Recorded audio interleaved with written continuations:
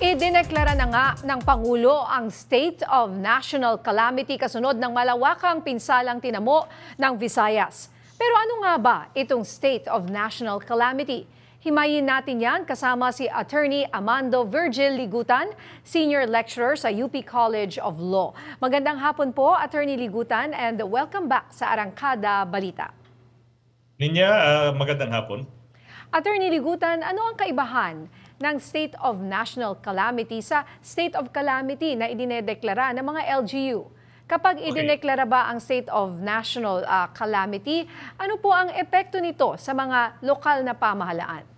Alright, so yung tanong is ano yung pagkakaiba? Yung distinctive na difference between the two is yung scope kasi ng national calamity, wider yung scope niya, no? For example, when it comes to yung mga state of calamities na dinideklara ng mga LGUs, limited yung scope, limited by city, by province, by region, no? Pero on the other hand, pag yung presidente na yung nag-declare ng state of national calamity, pwedeng national in scope or pwedeng by region or involving more than one province or more than one city. Yun yung distinctive difference between the two, yung scope. Pangalawa, siguro mas palpable yung difference kasi pag it is a declaration of national calamity, may capacity na, may kapangyarihan na pwede nang mag-impose ng price ceiling, no? Price ceiling yung government on basic commodities. Yung power ng price ceiling, hindi yan available, Ninya at Jack, hindi yan available sa mga LGU. So yun, scope, wider yung scope, tsaka yung price ceiling that is only reserved to a state of national calamity, Ninya. And attorney, no, of course sa social media, yung mga hindi masyado naintindihan talaga kung ano yung ibig sabihin na neto. May mga tubaga sinasabi nila na yes, may destruction talaga sa Visayas region. Tas itong papasok na bagyo ay may slim chance na mag-recurve pa. Pero yun nga enough na pa daw po ba itong rason para yun nga ideklara itong state of national calamity? Okay, so yung tanong is ano ba yung threshold? No? Yung definition kasi, Jack, ng state of calamity rather, is ito yung kondisyon na may mga maraming namatay or may major damage to property or yung tinatawag na may disruption sa normal means of livelihood. No?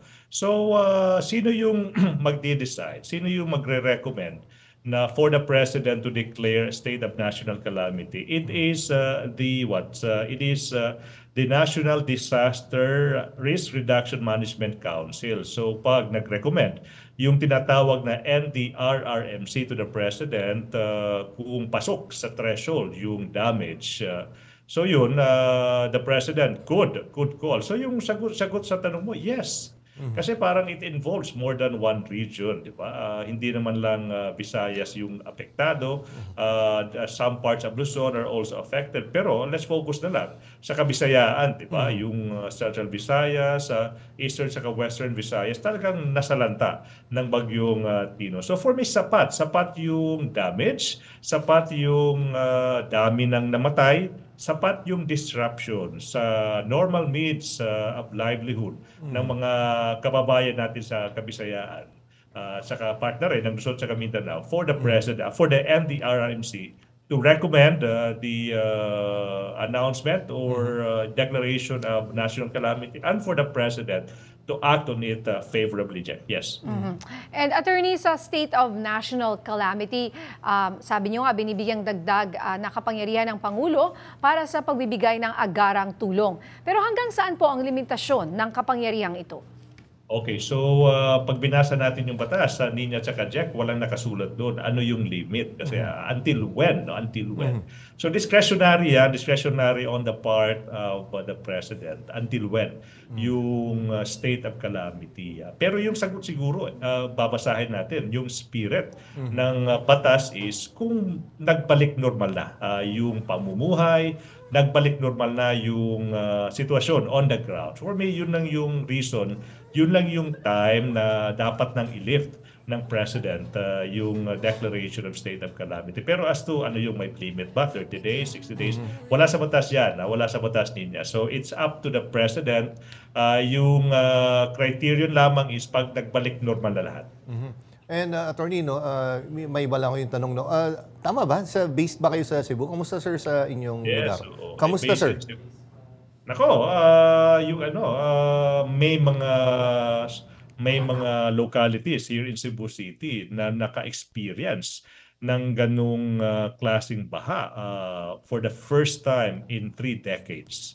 So ang daming namatay, yung ating LGUs here in Cebu, Cebu City in particular, napaka-busy in addressing the problem. So nakakabahala yung level of damage na incur ng city. Kasi nga, for the record, we had Odette like 4 years ago, no? Yung hangin, yung gust, hindi ganun level with Odette. Pero yung hindi na-anticipate ng mga Cebuano, yung level of water na dinala ng bagyo. Yun yung reason na makikita natin sa social media at saka sa TV. Ang daming mga nalunod, ang daming mga na-wash out, mga sasakyan. It's a depressing state, but fortunately, 2 days after the typhoon, we are now back on our feet, so to speak. Nakatayo na yung Cebu, Nina at Jack. Oo. Pero yun nga po, na yung nakita naming nagsipaglutangan ng mga sasakyan na parang mga laruan. Sabi nga ng aming correspondent po dyan sa Cebu, FMR correspondent na si Clark Pasuyet, first time daw niya yung nakita in his 20 years. More than 20 years na nakatira po siya dyan sa Cebu. Yan po ba ay malapit mismo sa sentro ng Cebu? Saan po bang banda yan? So may mga yung mga binaha, yung may mga makikita natin mga sasakyan na lumulutang linya. Ito yung mga parts ng city that are along rivers. Yung malapit sa dagat saka along rivers. Kasi nga yung talagang naging tumatak, yung pangalan is yung tinatawag natin na Villa del Rio. Isa yung subdivision here. Yung ibig sabihin ng Rio is river.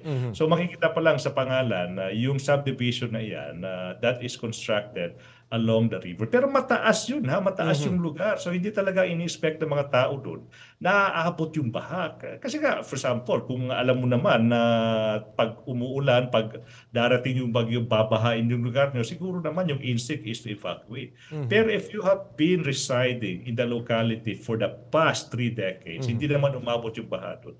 So yun yung reason hindi nag-expect yung ating mga kababayan here in Cebu City, in particular, na aabot sa ganung level yung baha dito, Nina. Okay, naku, maraming salamat, Attorney Ligutan, at ingat po kayo dyan. Again, maraming salamat po sa oras na binigay nyo dito sa Arangkada Balita. Mabuhay kayo, sir. Thank you so much. At Thank you so magandang much, Jack, sa kanina. Magandang hapon. Sige po.